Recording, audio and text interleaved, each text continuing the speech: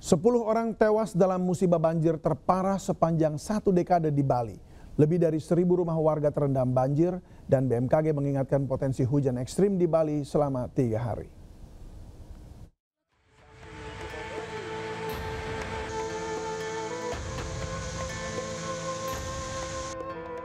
Banjir menerjang sejumlah kabupaten dan kota di Pulau Bali dalam 2 hari terakhir. Di antaranya di Jemberana, Gianyar, Kota Denpasar, Tabanan, hingga Klungkung. Banjir dipicu hujan ekstrim pada Selasa malam membuat Pulau Dewata lumpuh. Ribuan rumah terdampak banjir, puluhan bangunan ambruk diterjang banjir bandang. Ratusan kendaraan terendam, bahkan sebagian hanyut terbawa arus banjir. Arus lalu lintas di sejumlah jalan utama lumpuh. Hingga semalam Polda Bali menyebut ada 10 orang tewas akibat banjir. 4 korban di Denpasar, 1 korban di Badung Bali, 2 korban di Jemberana, dan 3 korban lainnya di Gianyar. Sementara itu ratusan warga dievakuasi dari rumahnya dan mengungsi ke fasilitas umum dan posko pengungsian. Bidokes Polda Bali membuka posko pengaduan orang hilang pasca bencana banjir lantaran diduga masih banyak korban lain yang belum ditemukan. Data BMKG, banjir yang mengepung Bali akibat curah hujan ekstrim mencapai 385,5 mm pada Selasa malam lalu. Angka itu jauh di atas batas hujan ekstrim 150 mm.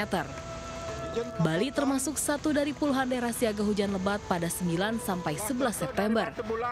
BMKG mengingatkan potensi hujan lebat di pekan kedua September di sebagian wilayah Jawa, Bali, dan Nusa Tenggara. Tim Liputan iNews melaporkan. Dan untuk mengetahui informasi terkini sudah ada Indra Ari di Denpasar, Bali. Indra, saat ini Anda berada di titik banjir mana? Ya, baik rekan David, saat ini saya sedang berada di kawasan Jalan Silan yang berada di Desa Topati, demikian. Dan di mana dari informasi sebelumnya bahwa kawasan Topati ini menjadi salah satu titik terparah di kawasan Denpasar yang terdampak banjir Rabu kemarin. Dan karena cuaca saat ini cerah, hari ini warga memanfaatkan untuk melakukan bersih-bersih rumah, demikian. Dan untuk di kawasan Topati ini sendiri telah dibuka pos pengungsian untuk warga yang dimana itu terletak di Banjar Topati dan telah dilakukan evakuasi terhadap 52 kepala keluarga yang telah diungsikan ke posko Banjar Topati. Rekan David. Baik Indira, sebelum nanti kita lebih jauh mengenai penanganan korban, bagaimana dengan situasi di sana? Boleh kasih lihat kepada kami gambarnya seperti apa kerusakan dan seberapa parah di sana? Baik, rekan David.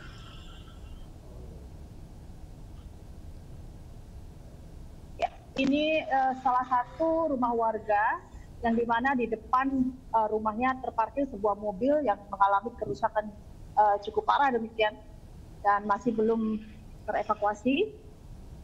Ini pasca terjang banjir kemarin Rabu. Inilah situasinya. Lalu ini salah satu rumah warga, di mana di sini adalah terdiri dari kos-kosan, demikian. Dan di kos-kosan ini terdapat kurang lebih sebanyak 20 kakak yang terdampak banjir. Dan rekan David, tadi saya sempat berbincang dengan salah satu penghuni di sini.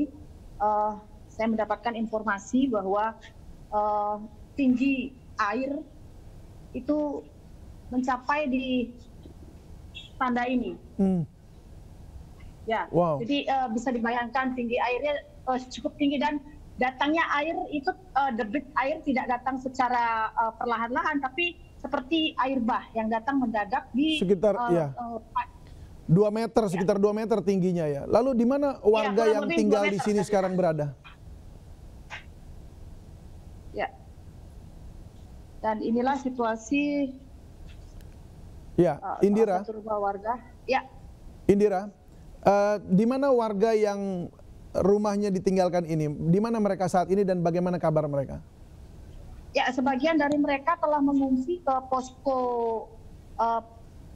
yang terletak di kawasan Banjar Topati, dan di situ sudah terevakuasi sebanyak 52 kepala keluarga, David. Dan sebagian dari mereka pulang ke rumahnya masing-masing untuk melakukan pembersihan dan menyelamatkan sebagian barang yang bisa diselamatkan. Baik, Indira Ari, terima kasih untuk informasinya. Kami tetap tunggu update selanjutnya. Selamat bertugas kembali. Terima kasih. Pemirsa, isu kenaikan tarif parkir di ibu kota hingga Rp30.000 per jam ditanggapi serius Gubernur DKI Jakarta Pramono Anung. Ia menyatakan belum ada rencana untuk menaikkan tarif dan saat ini Pemprov DKI baru mengkaji terkait sistem parkir.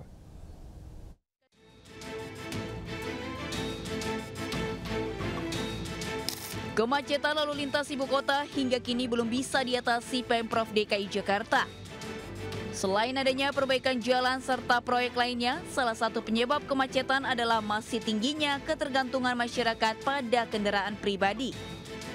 Dinas Perhubungan DKI Jakarta pun berencana guna menekan kepadatan lalu lintas dengan menaikkan tarif parkir.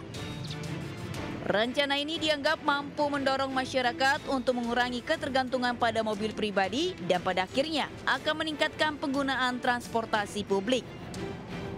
Bahkan rencana kenaikan tarif ini sudah diposting akun Pandemic Talks yang menuliskan judul besar kenaikan tarif hingga Rp30.000 per jam hingga viral. Isu kenaikan tarif parkir ini pun ditanggapi Gubernur DKI Jakarta Pramono Anung. Ia memastikan hingga saat ini belum ada rencana kenaikan tarif parkir. Dan kabar yang beredar di media sosial dipastikan tidak benar alias hoaks.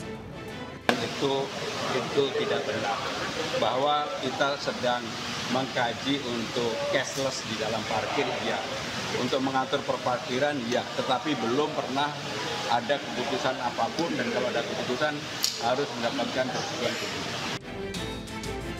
Saat ini Pemprov DKI masih mengkaji kebijakan baru terkait sistem parkir, termasuk penerapan transaksi non-tunai atau cashless. Selain itu juga pembahasan pengaturan manajemen perparkiran secara menyeluruh agar lebih tertib. Dari Jakarta, Tim Liputan iNews melaporkan. Ya pemirsa, kemarin Presiden Prabowo bertemu Wakil Ketua DPR RI sekaligus Ketua Harian DPP Gerindra Sufmi Dasko Ahmad. Pertemuan Prabowo dan Dasko digelar tertutup di Istana Kepresidenan. Foto keduanya diunggah di akun Instagram Sekretaris Kabinet pada Rabu sore. Pertemuan ini disebut sebagai pertemuan pertama yang diungkap ke publik sejak akhir Agustus lalu. Dalam keterangan foto tersebut, Prabowo dan Dasko mendiskusikan perkembangan situasi nasional, termasuk melaporkan keputusan yang disepakati DPR RI untuk merespon tuntutan massa. Sebelumnya DPR mengumumkan sejumlah poin terkait tuntutan massa, diantaranya menghentikan tunjangan perumahan dan moratorium kunjungan luar negeri anggota DPR.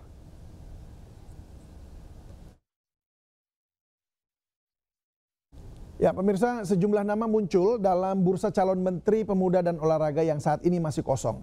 Nama tersebut mulai dari Raffi Ahmad hingga pebalap internasional Moreno Suprapto.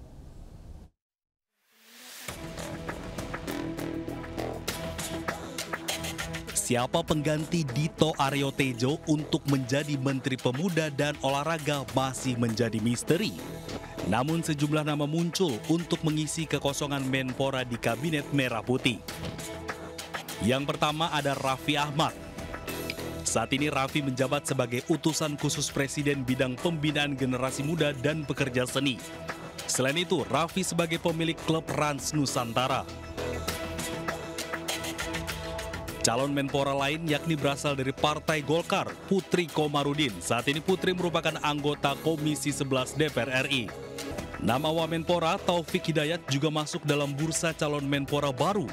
Taufik Hidayat ini merupakan legenda bulu tangkis Indonesia. Selain Taufik ada nama Moreno Suprapto. Pebalap internasional ini sekarang berada di Komisi 11 DPR RI. Sebelumnya Menteri Sekretaris Negara Prasetyo Hadi menyatakan Menpora belum dilantik karena berada di luar kota dan akan mengikuti jadwal pelantikan berikutnya. Pada 8 September lalu, Presiden Prabowo telah melantik menteri baru.